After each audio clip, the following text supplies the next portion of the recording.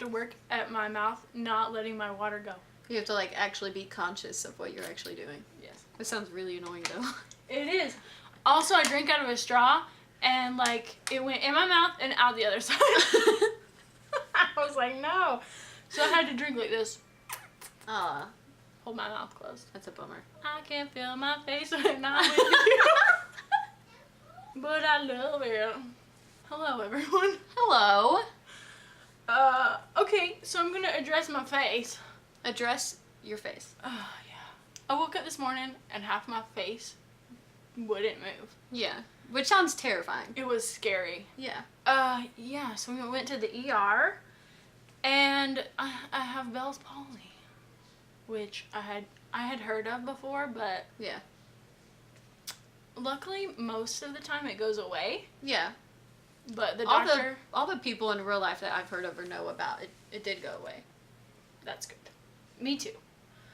But the doctor was like, or it could be like this forever. And that would suck. Yeah. She said that and I teared up. I don't want to because this one doesn't. You can't cry. Just like one side of my face cried. I'm sorry. Okay. So, yeah. So you're only half sad about it. This side is really sad. It does look like you look really disappointed in me when you do that. This is me smiling. Oh, you look so happy. Whoa. So, I wasn't gonna film, but then I felt like, I don't know, this is life, and like, this sort of thing happens to people. Yeah. And like, I didn't have a stroke, and Yeah. I'm happy to be alive. Yeah. This side of me is happy to be alive. Yeah. So, I'm gonna keep on. Well, doing I'm my thing. proud of you for, you know, because I told her, I said, do whatever you feel comfortable doing. I don't know how I would feel. Yeah. And you said you wanted to do it, so I said, awesome, let's do it. I think that's great. And, you know, I really do, though, because there's probably a lot of people out there who have had this happen. So, you know, to have that shown, like, on YouTube or a BookTube channel, you know, represent. What, Brat present Bell's palsy. Well, if you have or have had Bell's palsy, please talk about it and let me know your experience. Yeah. Yeah. Did it go away? I'm so sorry. But like all I can see is the dead half of your face. I know. And every time I look at you, you just look so serious.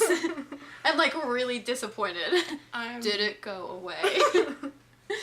It's really bad. So, with that being said, that's life, you know? Like it happens. And I'm really proud of you for, you know, doing it, showing up.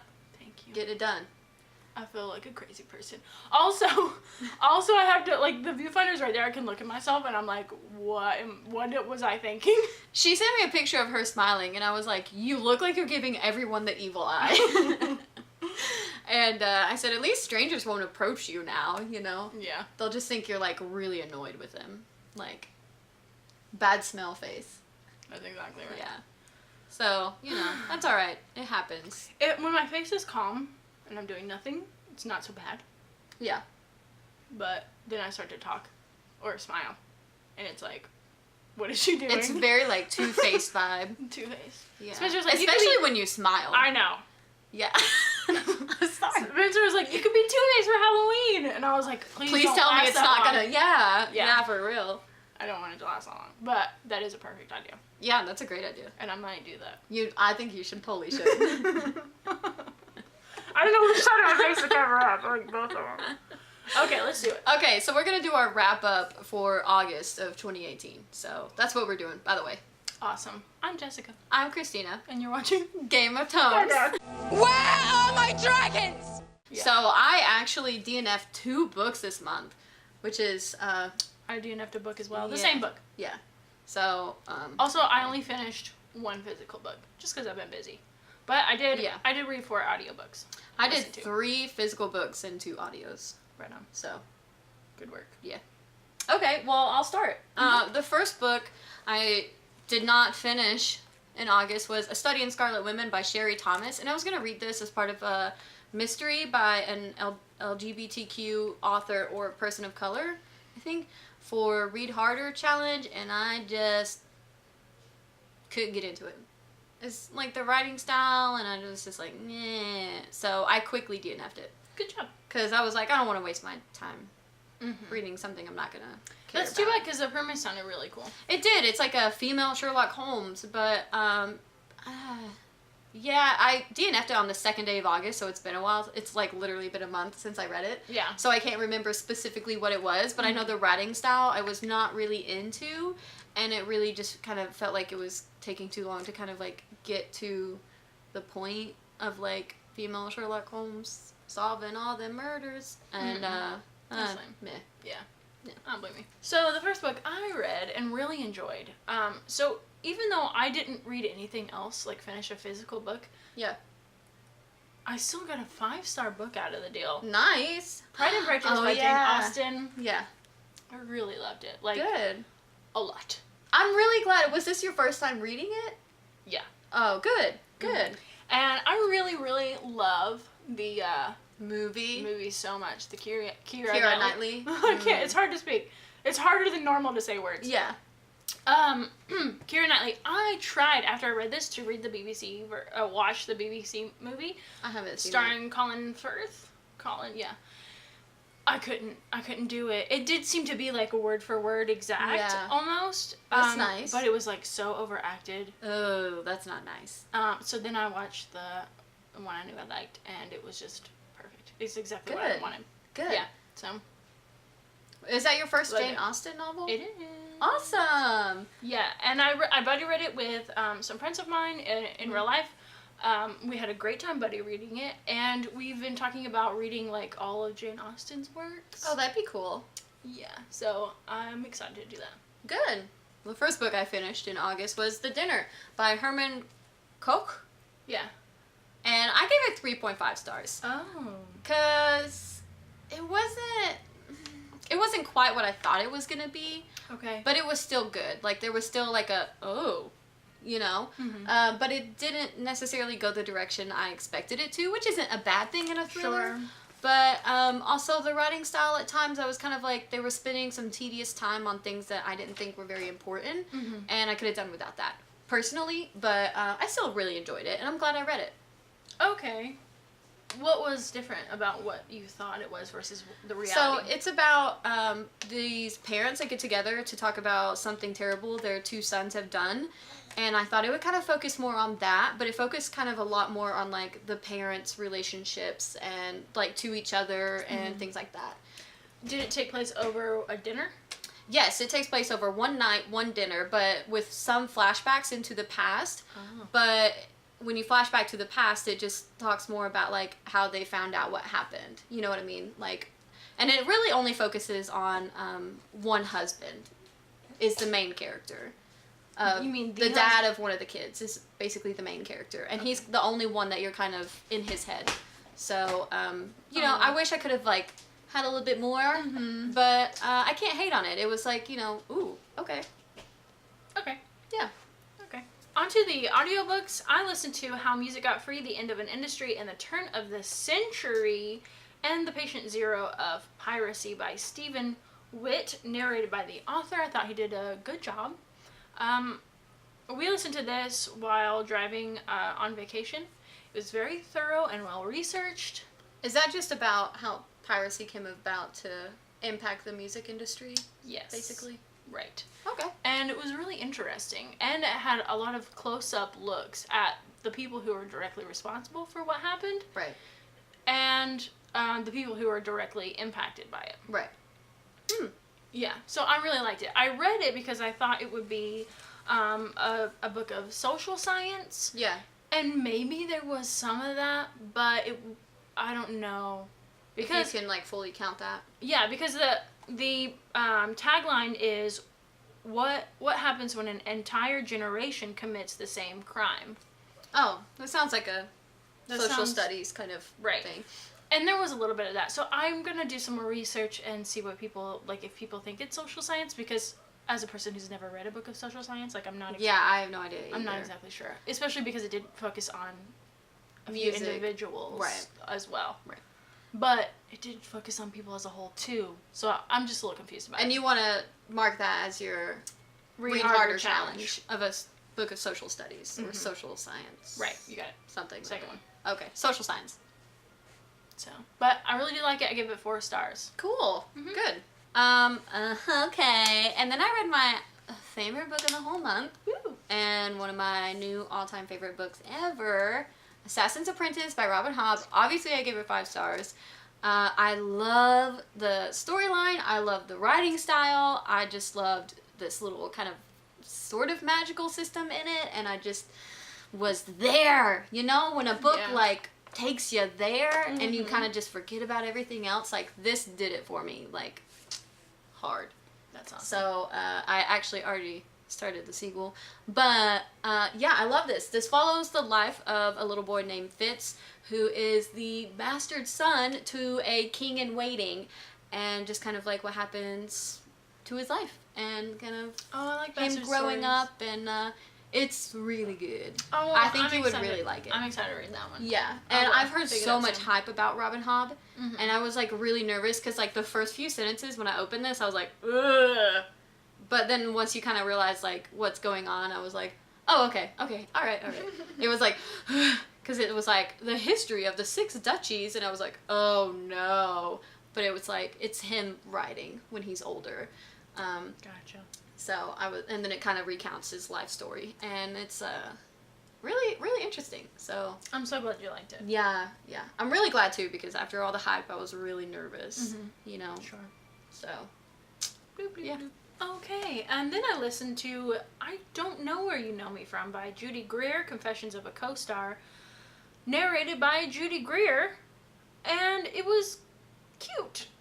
It was fun. I liked it. She talked about never her heard life. of her. You have seen her in movies, certainly. Okay, all right. 13 going on 30. Yeah, it's been a long time since I've seen that. I can't think of any others at this moment. That's okay. She does look familiar. So. She talked about mostly her personal life, which she does seem like a cool chick that has a cool, interesting. She had interesting things to say. I wanted to get more from the movie side of it. Right. But I liked it and I did enjoy it, and it was recommended by Sam from Sarcasm and Sci-Fi, and I'm glad I read it. I gave it 4 stars. Oh, good. Good. Yeah. Okay. Alright. I thought it was gonna be, when you said the title of like Confessions of a Co-Star, I thought it was gonna be one of those like always a bridesmaid, never a bride, like always a co-star, never the star. It is like that. Oh, okay. I mean, but not as much as maybe you would have preferred. yes. Yeah. Yeah, that does. Which, I mean, like, it's her memoir, so you can't really fault her for like talking about her own life. Of you know? course, but I did want more of the movie side. Right. But I did enjoy hearing about her life. Yeah, I get you. Okay. The next one I read and did not DNF. Oh my gosh, I'm so sorry. I gave it 3 stars. Oh, that's okay. 3 stars. Is in okay. Or I liked it. That's I liked it. Yeah, that's not bad. No. 3 stars is not a bad rating. Yeah. Yeah. Okay, go ahead. Sorry. Then I've read Ash by Malinda Lo, for a romance novel written by or about a person of LGBTQ or color. I think that was the Read Harder challenge. I don't remember specifically. But, you guys, I gave it 2 stars. I was, like, really disappointed. Boo. This was supposed to be a Cinderella retelling where she falls in love with a woman and the king's huntress specifically. And you guys, like, literally, it was, like, halfway through the book before there really started to be, like, real conversation between her and the huntress. Yeah. And at the beginning, I really wanted to DNF it because, like, it didn't really feel that Cinderella-esque to justify it to be a retelling. Later on, it did, but I didn't really care for the writing style either because I feel like I didn't really know the character and, like, our main character. And I have a list of cons. Oh, yikes. This first one is pretty harsh.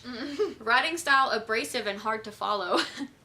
And then, the love didn't feel really developed because it really only kind of started halfway through the book. I didn't have a connection to the characters. It didn't really even feel like a romance novel to me. And the plot was really slow for 2/3 of the book. And then the most interesting last third of it kind of felt rushed. And so I I was really disappointed because I really wanted to like it and enjoy Yeah. it. But I think it could have... Was the romance good? Like, There wasn't once it got there? really a romance. Like, it was, like, vaguely hinted at for the Oh, most no, part, that's not you know? good. Mm. Like, there wasn't ever a direct, like, I love her, I like her, you know what I mean? And there's also, like, fairies thrown in the mix, and so it's, like, you kind of have, like, two different storylines going on with that, but also, like, her home life going on, and so it's, like, it just felt kind of jumpy and skippy, and I think this would probably appeal more towards, like, middle grade almost, because there wasn't really any sexy time in that, which is fine, but it just didn't feel like juvenile? yeah. Mm-hmm. Yeah. That's lame. Yeah. Are you gonna count it, or? I'm gonna count it for now because I had a hard time finding ones that sounded interesting to me. Okay. But I do have another one called Labyrinth Lost on hold on my overdrive that I found on a list of romances. So I might read that one. We'll see. I'm gonna count it because I finished it, but yeah, I could have gone with DNFing and I was disappointed. I'm sorry. I just feel like if it, and it was a really short book, so I feel like it could have been really fleshed out, and it's like a full novel and a little more adult themes thrown in there, and I would have been all about it. Not that there's anything wrong with it being more juvenile or like felt more middle grade. There's nothing wrong with that at all. But for me personally, I just have a hard time getting into stuff like that. Yeah, that's what you mean. Yeah. Okay, and then we DNF'd a very popular book. Y'all don't hate us. We kind of hated it a lot. Yeah. And that is Station 11 by Emily St. John Mandel. Yeah. Yeah. We did not like the writing style. No. We did not care about the characters. No. The premise sounded cool. Yeah. We were excited to read it. Yeah. And I really like the theater stuff Yeah. that was in there. Like I said, the premise was cool. It just was not, the execution was poor. And we tried hard. We got through 40% of the book. That's a long way. Yeah. Yeah. And I feel like that's a very justifiable point to reach, to not enjoy a book, to say, okay, I'm going to DNF it. Mm-hmm. Also, we did read a summary after we DNF'd it of, like, what happens. Excuse me. And we were able to guess what was going to happen, like, the first few chapters. Yeah. And that's kind of really disappointing. It is. But yeah, the writing style I didn't care for, and I didn't mind that they jumped timelines of, like, pre-flu and post-flu, because it's a post-apocalyptic book. Mm-hmm. And I didn't mind that, but, like... The past ones just focused on people we didn't care about at all. Yeah. Yeah, it was not good. Yeah, in our opinion. it was just forcing myself to pick it up to read it, That's and even while reading it, my mind was not focusing on it. I would have to reread a lot of it, and so when I get to that point, I'm like, there's no. So sorry, guys. It's got like a huge following, and that's great. But I don't want to say like the hype killed it for me, because it didn't. Because I don't think I would have enjoyed this regardless. But I feel like it's even more disappointing when you're really excited about it. Yeah, I was really excited. So I was too. It wasn't for us. So I finished a Read Harder challenge of a social studies, because you told me it was a book of social science. Book of social science. Mm-hmm. We're not in school. But it was So You've Been Publicly Shamed. That one is clearly actually by social science. John Ronson. Sorry, I keep talking Is over it you. John or is it Ron? Ron Johnson? No. John Ronson? Yeah, I think so. That's what I wrote down. I actually gave this 4 stars. So in the first, like, hour and a half, I told Jessica, like, I don't... But then, like, when he kept talking to other people who were publicly shamed, and it was, like, really, really captured my interest. Yeah. And I really liked, like, how deep he went into things, and the points that he brings up about, like, everybody's knee-jerk reaction to, like, one mistake that somebody tweets or does something, like, as a joke, even though it may come off as bad, it's, like, blows up. And it's, especially now, like, that's obviously the huge thing. And this was written in, like, 2016, maybe? Oh yeah, just a few years ago. I'm not Yeah, sure. and it's still very relevant Yeah. for sure. Mm-hmm. And it just really got me thinking about how quick, even me as a bystander, I don't call out people on Twitter or anything like that. No. But when I read about, like, this person tweeted this, blah, blah, blah, I read those articles and I think, wow, what a terrible person. Yeah. And reading this or listening to it really made me think, like, oh, maybe they're not a terrible person just because they said one thing. Yeah, I really liked it. It did, make me think a lot, and it was really interesting. It really made a case, too, for the fact that shaming people is, like, one of the worst forms of punishment. And it really made me understand that, and I agree. Yeah, it was the first couple hours of the audio, I was like, He did go on a long time about, like, the certain writer, things. Yeah.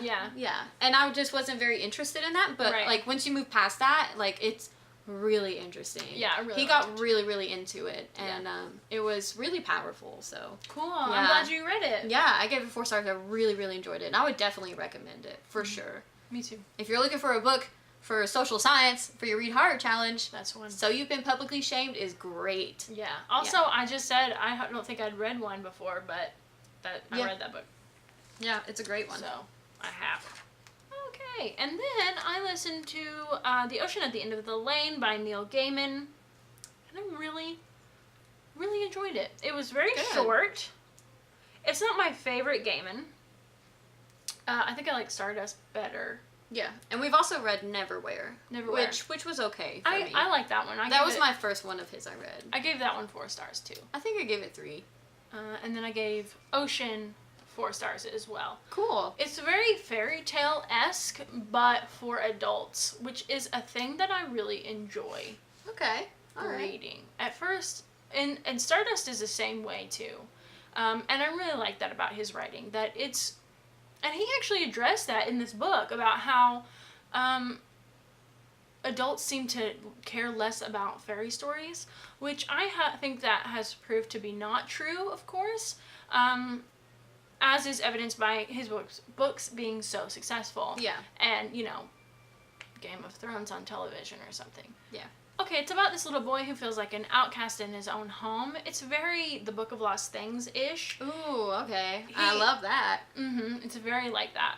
And he meets 2 women who have, like, weird, amazing magical powers. And it's kind of really lovely.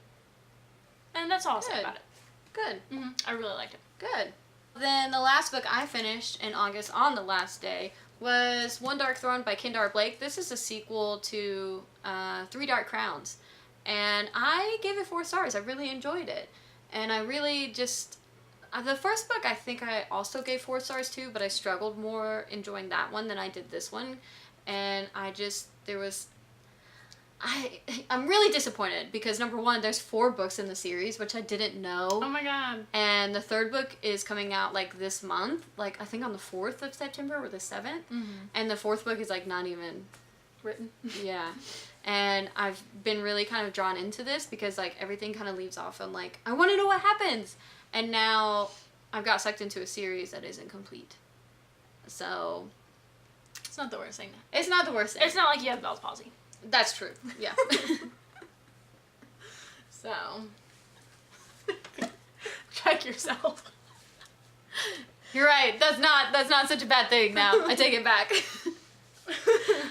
This, obviously, I don't really want to say a lot about this because obviously it's a sequel of a book, but it definitely, I think it is worth reading, and that I do think it got better than the first one. So I was excited about that, and I don't really want to say anything else about this. So yeah.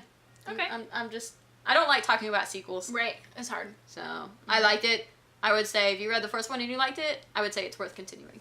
Cool. Yeah. I can't smile. So I'm gonna go with 4 stars for Fangirl by Rainbow Rowell. Okay. I thought I would enjoy the fan fiction part because we have read Carry On and enjoyed it. Right. So, but I found myself tuning out the fan fiction part, even though I read and enjoyed Carry On. Doesn't make any sense. Right. But it was really cute, and I was surprised at how much I really liked it. The only thing I didn't like was the end. Uh-oh. The end was good. It was just one of those where it's like, it implies that everything worked out okay instead of you okay. getting to see everything work out okay. And I kind of wanted to see everything be okay. Right. You know what I'm saying? Yeah. So, otherwise, I really, really liked it. I'm going to give it 4 stars because I forgot to rate it 4 now. Okay. Cool.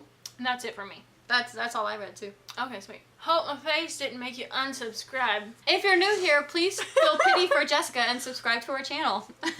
Yeah. Now's a great time. Look at this face. She needs this boost of... She needs this boost of confidence right now, you guys. Yes, I do. Yeah. Tell her how beautiful she looks. There you go. Thank you. You should do the thumbnail that way. And then people will just click on it and then be like... I don't think they'd be like, ugh, but I think they would be like, what is going on? I don't know what's Because going on. everybody's super nice, so nobody's going to be like... Yeah. And that's part of the reason why I felt like I could come out here and show you my Hunchback of Notre Dame face. I love that movie. It's a really good movie. I love your face. You're Esmeralda right now. So, You, you are Hunchback. I was just complimented by Esmeralda. I was like, ooh, yeah, girl. And then you looked at my face and you're like, Oh, sorry.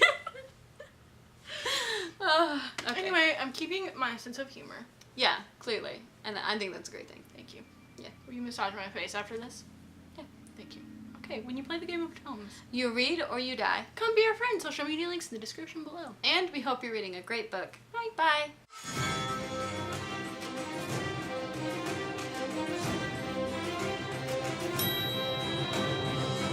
Lost, what felt like it all in a game. Every man I've measured out to hurt me before I could ever feel safe.